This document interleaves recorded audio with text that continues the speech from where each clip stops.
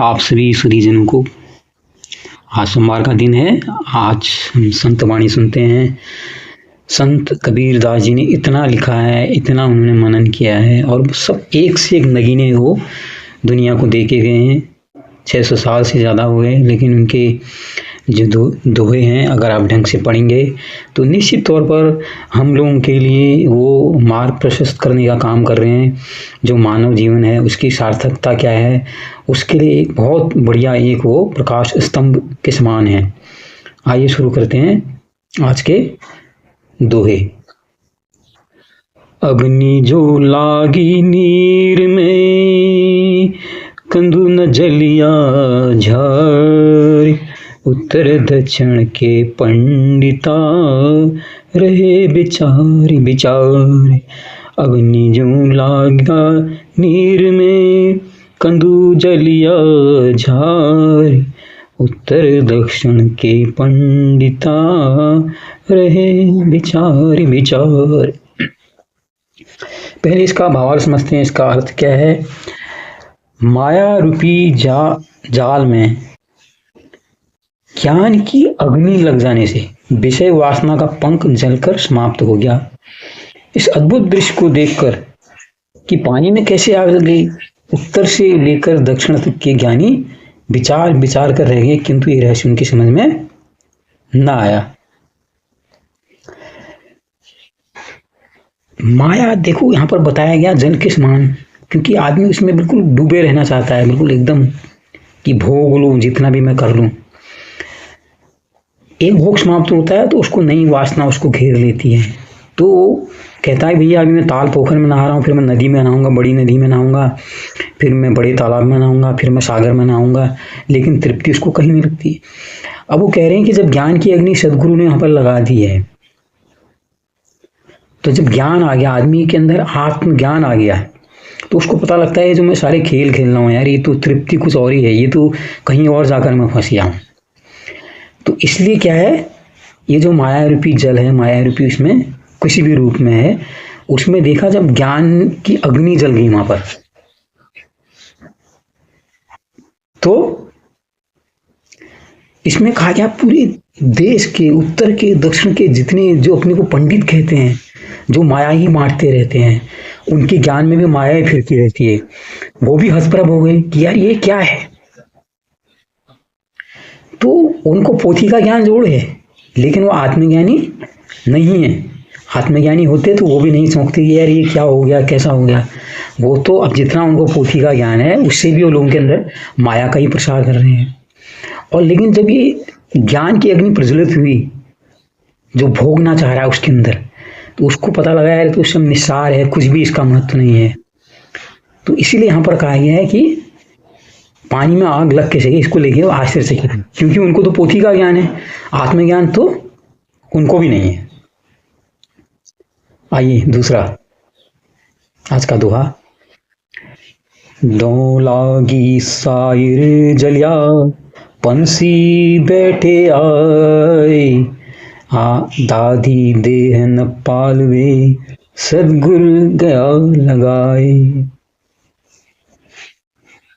दाऊ लागी सायर जलिया, पंसी बैठे आए, दादी देहन पालवे, सदगुर गया लगाए। इसका अर्थ है कि ज्ञान की अग्नि जब प्रज्वलित हुई तो वासना का सागर भस्म हो गया,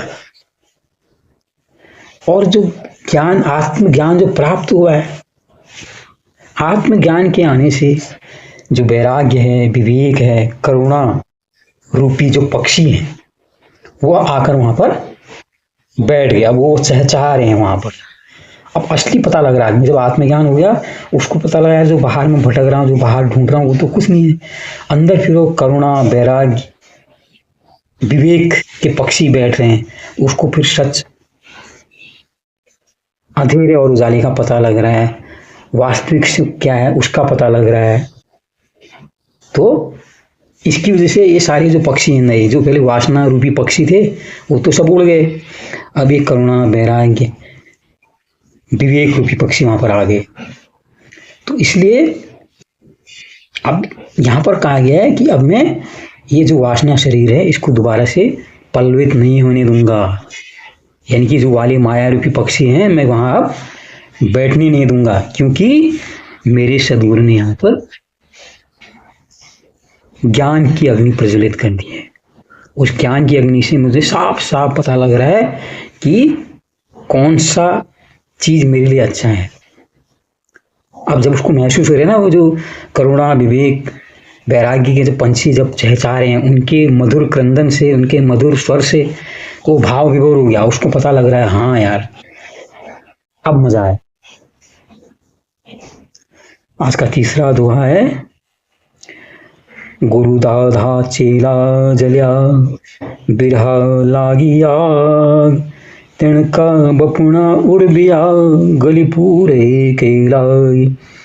गुरु दाधा चेला जल्या बिरहा लागिया तिणका बपुणा उड़बिया गली पूरे केलाई।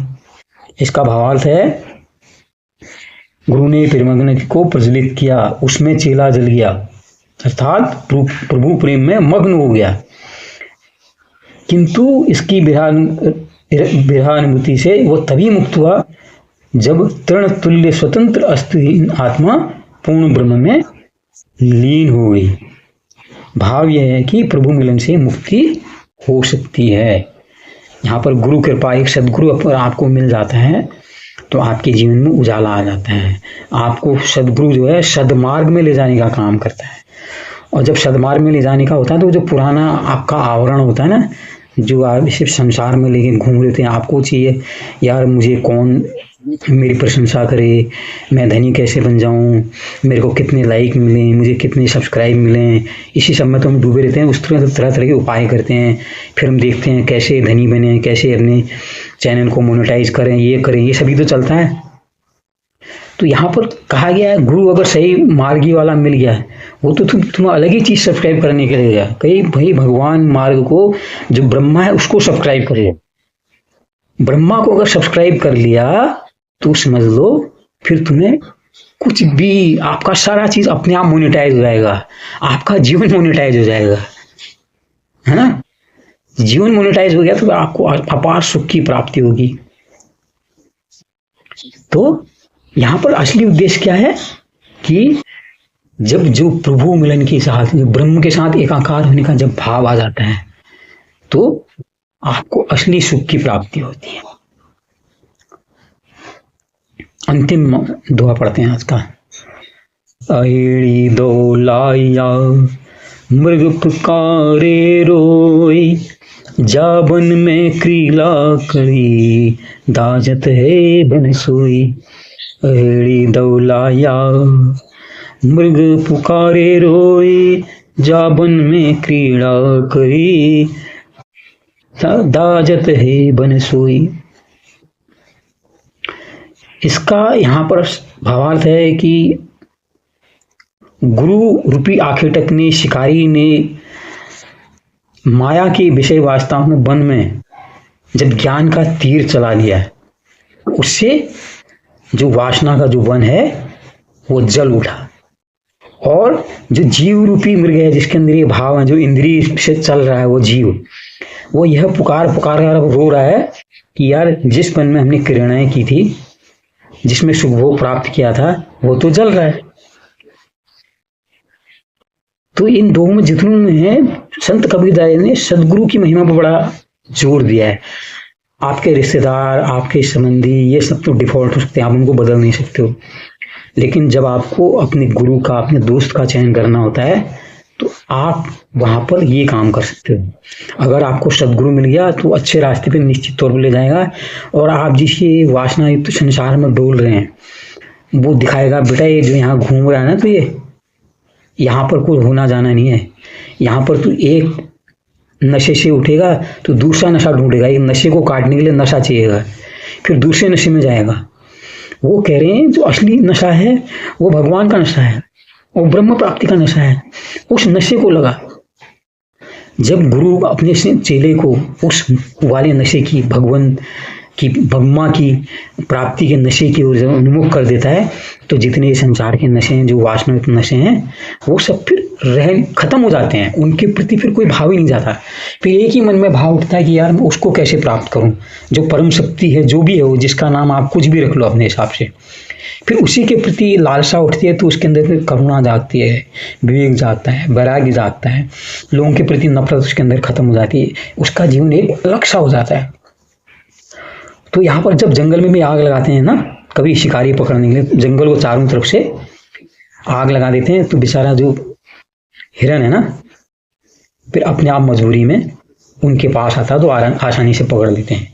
इसी भाव से उनका ऑब्जर्वेशन देखो आप, उसमें का ऑब्जर्वेशन कितना वो चीज़ों को ऑब्जर्व करते होंगे।